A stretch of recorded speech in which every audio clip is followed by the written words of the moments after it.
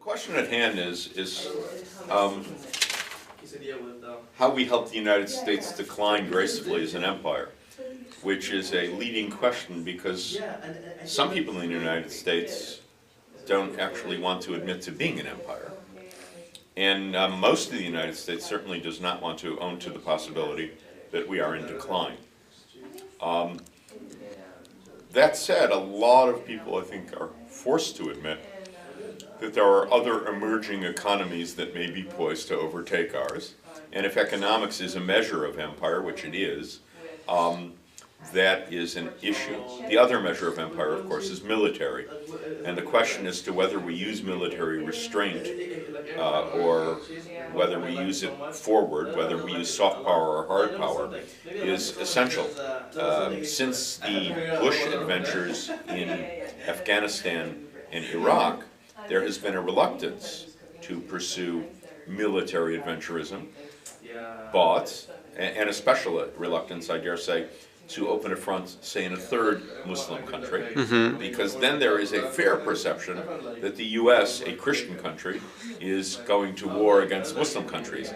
And that's really a very unhealthy thing, not only in terms of where we are in the world, but how we can have any sphere of influence in the world. So, in the Obama administration, for instance, while there has been some military intervention, and Obama's winding down Iraq and hopefully winding down Afghanistan, what was his phrase, we led from behind on Libya.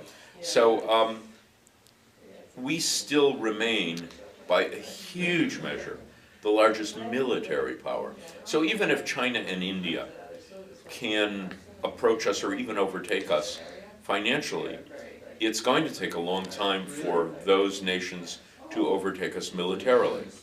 And that also speaks to us as empire. Will we decline? I don't know. Of course, I can imagine so easily someone from Great Britain having said that 100 years ago. So, and now people don't actually think of England as an empire. People don't think of Portugal as an empire. People don't think of France as an empire. So maybe our turn will come. But I suspect not in my lifetime. So the question could be reframed for me is, how do we grow old gracefully? And given the United States' proclivity particularly to sway back and forth from one election to the next, from neocon to just to the left of center, liberal or centrist, whether it's Clinton or Obama, my suspect is we won't be graceful about it at all. I thought it would be playing through that.